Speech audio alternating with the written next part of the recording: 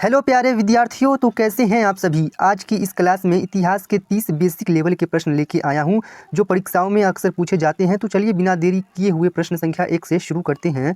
प्रश्न संख्या 1 है, प्लासी का युद्ध कब लड़ा गया था। ये प्रश्न कई बार परीक्षाओं में पूछे जा चुके हैं। प्लासी का युद्ध कब लड़ा गया था। तो प्यारे विद्यार्थियों, इस प्रश्न का सही उत्तर हो जाएगा 23 जून 1757 ईस्वी को। विकल्प ए सही हो जाएगा इस प्रश्न का। ये प्रश्न कई बार परीक्षाओं में पूछे जा चुके हैं। प्लासी का युद्ध हुआ था 23 जून 1757 ईस्वी को। प्रश्न संख्या 2 की ओर बढ़ते हैं। प्रश्न संख्या 2 है, सती प्रथा पर प्रतिबंध किसने लगाया था। सती प्रथा पर प्रतिबंध किसने लगाया था। ये प्रश्न भी कई बार परीक्षाओं में पूछे जा चुके हैं और ये बेसिक लेवल के प्रश्न हैं।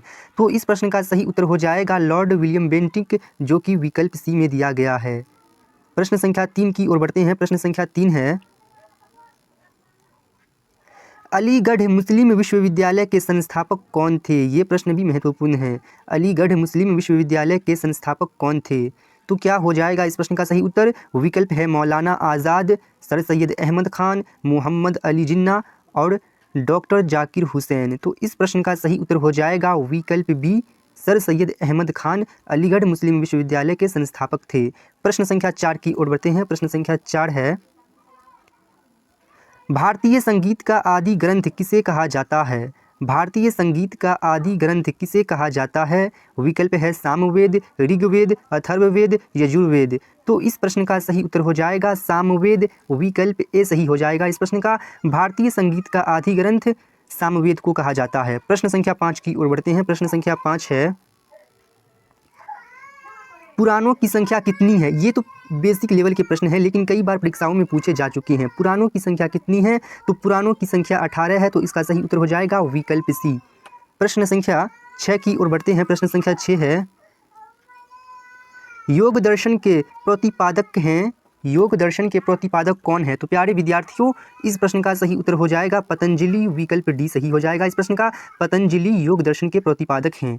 प्रश्न संख्या 7 की ओर बढ़ते हैं। प्रश्न संख्या 7 है, हड़प्पावासी किस वस्तु के उत्पादन में सर्वप्रथम थे। हड़प्पावासी किस वस्तु के उत्पादन में सर्वप्रथम थे। विकल्प है कपास, जौ, चावल, गेहूं। ये प्रश्न भी कई बार परीक्षाओं में पूछे जा चुके हैं। तो इस प्रश्न का सही उत्तर हो जाएगा कपास। विकल्प ए सही हो जाएगा इस प्रश्न का। हड़प्पावासी कपास के उत्पादन में सर्वप्रथम थे। प्रश्न संख्या 8 की ओर बढ़ते हैं। प्रश्न संख्या 8 है,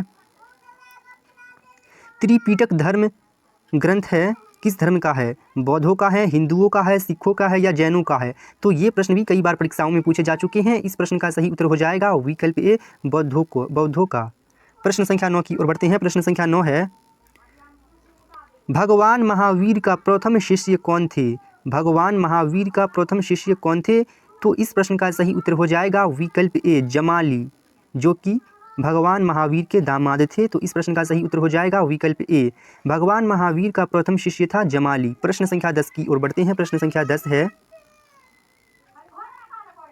लोदी वंश का संस्थापक कौन था। लोदी वंश का संस्थापक कौन था। बहलोल लोदी, सिकंदर लोदी, इब्राहिम लोदी या इनमें से कोई नहीं।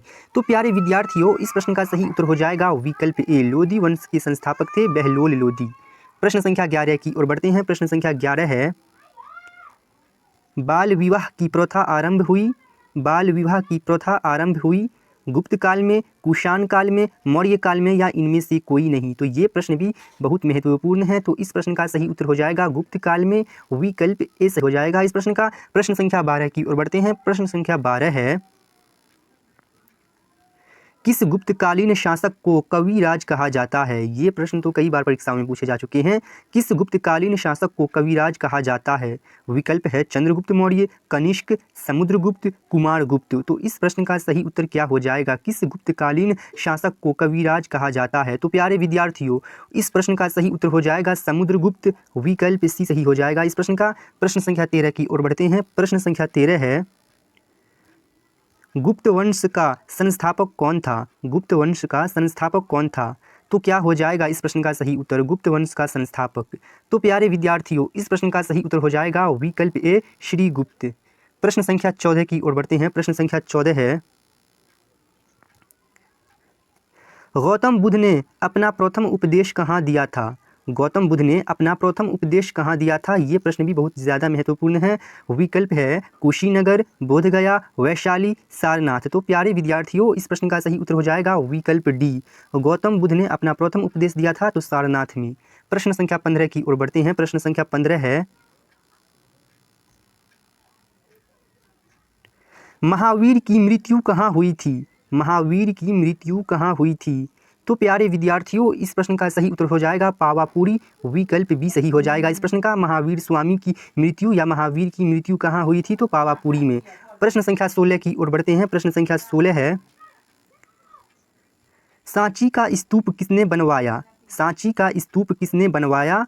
गौतम बुद्ध, खरगोन, अशोक या चंद्रगुप्त। तो प्यारे विद्यार्थियों, इस प्रश्न का सही उत्तर हो जाएगा अशोक। विकल्प सी सही हो जाएगा इस प्रश्न का। सांची का स्तूप अशोक के द्वारा बनवाया गया था। प्रश्न संख्या 17 की ओर बढ़ते हैं। प्रश्न संख्या 17 है, गुप्त वंश का वह राजा कौन था जिसने हुनों को भारत पर आक्रमण करने से रोका? ये प्रश्न कई बार परीक्षाओं में पूछे जा चुके हैं और गुप्त वंश में से ये प्रश्न कई बार बनते हैं। गुप्त वंश का वह राजा कौन था जिसने हुनों को भारत पर आक्रमण करने से रोका? विकल्प है चंद्रगुप्त, स्कंदगुप्त, समुद्रगुप्त, इनमें से कोई नहीं। तो प्यारे विद्यार्थियों, इस प्रश्न का सही उत्तर हो जाएगा स्कंदगुप्त। विकल्प भी सही हो जाएगा इस प्रश्न का। ये प्रश्न तो कई बार परीक्षाओं में पूछे जा चुके हैं, तो इसे आप लोग जरूर याद कर लीजिएगा।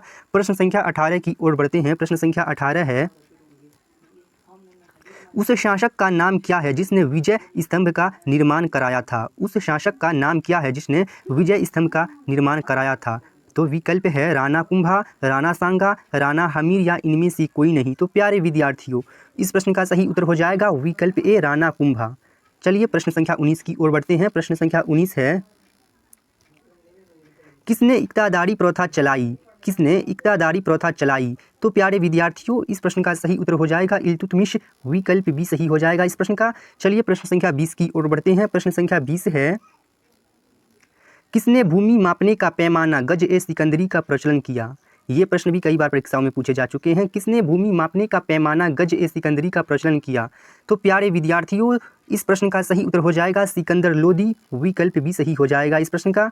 नाम इसके नाम से ही पता चलता है, तो इसे आप लोग याद कर लीजिएगा। प्रश्न संख्या 21 की ओर बढ़ते हैं। प्रश्न संख्या 21 है, भूदान आंदोलन किसने प्रारंभ किया था? भूदान आंदोलन किसने प्रारंभ किया था? तो क्या हो जाएगा इस प्रश्न का सही उत्तर? विकल्प है महात्मा गांधी, राम मनोहर लोहिया, विनोबा भावे, जयप्रकाश नारायण। तो प्यारे विद्यार्थियों, इस प्रश्न का सही उत्तर हो जाएगा विनोबा भावे। प्रश्न संख्या 22 की ओर बढ़ते हैं। प्रश्न संख्या 22 है, भारत में गुलाम वंश का संस्थापक कौन था? तो यहाँ पे टाइपिंग मिस्टेक हो गया है। भारत में गुलाम वंश का संस्थापक कौन था? तो प्यारे विद्यार्थियों, इस प्रश्न का सही उत्तर हो जाएगा कुतुबुद्दीन ऐबक। विकल्प सी सही हो जाएगा इस प्रश्न का। प्रश्न संख्या 23 की ओर बढ़ते हैं। प्रश्न संख्या 23 है, अमीर खुसरो ने किसके विकास में अग्रगामी भूमिका निभाई? अमीर खुसरो ने किसके विकास में अग्रगामी भूमिका निभाई? तो प्यारे विद्यार्थियों, इस प्रश्न का सही उत्तर हो जाएगा खड़ी बोली। ये प्रश्न भी महत्वपूर्ण है। चलिए प्रश्न संख्या 24 की ओर बढ़ते। प्रश्न संख्या 24 है, कबीर के गुरु कौन थे? कबीर के गुरु कौन थे? नामदेव, वल्लभाचार्य, रामानंद या रामानुज? तो प्यारे विद्यार्थियों, कबीर के गुरु थे रामानंद। तो इस प्रश्न का सही उत्तर हो जाएगा विकल्प सी। चलिए प्रश्न संख्या 25 की ओर बढ़ते हैं। प्रश्न संख्या 25 है, संत कबीर का जन्म कहाँ हुआ था? दिल्ली में, हैदराबाद में, मथुरा में या मगहर में? तो प्यारे विद्यार्थियों, संत कबीर का जन्म हुआ था मगहर में। विकल्प डी सही हो जाएगा इस प्रश्न का। प्रश्न संख्या 26 की ओर बढ़ते हैं। प्रश्न संख्या 26 है, सिंधु सभ्यता का पत्तन नगर कौन सा था? सिंधु सभ्यता का पत्तन नगर कौन सा था? विकल्प है लोथल, कालीबंगन, रोपर या इनमें से कोई नहीं। ये सब टाइपिंग मिस्टेक हो गया ये दोनों में। इस प्रश्न का सही उत्तर वैसे होगा लोथल। सिंधु सभ्यता का पत्तन नगर लोथल है, तो आप लोग इसे याद कर लीजिएगा। चलिए प्रश्न संख्या 27 की ओर बढ़ते हैं। प्रश्न संख्या 27 है, जो चित्रकला के शत्रु हैं मैं उनका शत्रु हूँ, किस मुगल शासक ने कहा? तो ये प्रश्न भी कई बार परीक्षाओं में पूछे जा चुके हैं और आगे भी पूछे जाएंगे। तो इस प्रश्न का सही उत्तर क्या हो जाएगा? जो चित्रकला के शत्रु हैं मैं उनका शत्रु हूँ, किस मुगल शासक ने कहा? विकल्प है जहांगीर, औरंगजेब, शाहजहां, अकबर। तो प्यारे विद्यार्थियों, इस प्रश्न का सही उत्तर हो जाएगा जहांगीर। विकल्प ए सही हो जाएगा इस प्रश्न का। इस प्रश्न को भी आप लोग जरूर याद कर लीजिएगा, ये प्रश्न भी बहुत महत्वपूर्ण है। प्रश्न संख्या 28 की ओर बढ़ते हैं। प्रश्न संख्या 28 है, दीन ए इलाही नामक नया धर्म किसके द्वारा शुरू किया गया था? तो प्यारे विद्यार्थियों, विकल्प है जहांगीर, शाहजहां, हुमायूं, अकबर। तो इस प्रश्न का सही उत्तर हो जाएगा अकबर, विकल्प डी सही हो जाएगा इस प्रश्न का। दीन ए इलाही नामक नया धर्म अकबर के द्वारा शुरू किया गया था। प्रश्न संख्या 29 की ओर बढ़ते हैं। प्रश्न संख्या 29 है, मुगल प्रशासन व्यवस्था में मनसबदारी प्रणाली को किसने प्रारंभ किया? यहाँ पे भी टाइपिंग मिस्टेक हो गया है, आप लोग इसे देख लीजिएगा।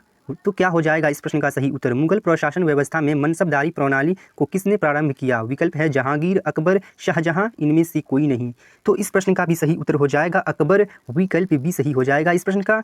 प्रश्न संख्या 30 की ओर बढ़ते हैं। प्रश्न संख्या 30 है, अपने काल का महान संगीतज्ञ तानसेन किसके दरबार में थे? विकल्प है बहादुर शाह, जहांगीर, शाहजहां, अकबर। तो प्यारे विद्यार्थियों, इस प्रश्न का भी सही उत्तर हो जाएगा विकल्प डी अकबर। प्रश्न संख्या एक आप लोगों के लिए प्रश्न है, इस प्रश्न का सही उत्तर आप लोग कमेंट बॉक्स में करके बताइएगा। प्रश्न है, मुगल काल की राजभाषा कौन थी? तो इस प्रश्न का सही उत्तर आप लोग कमेंट बॉक्स में करके बताइए। मिलेंगे फिर किसी अगली वीडियो में। आज के लिए बस इतना ही।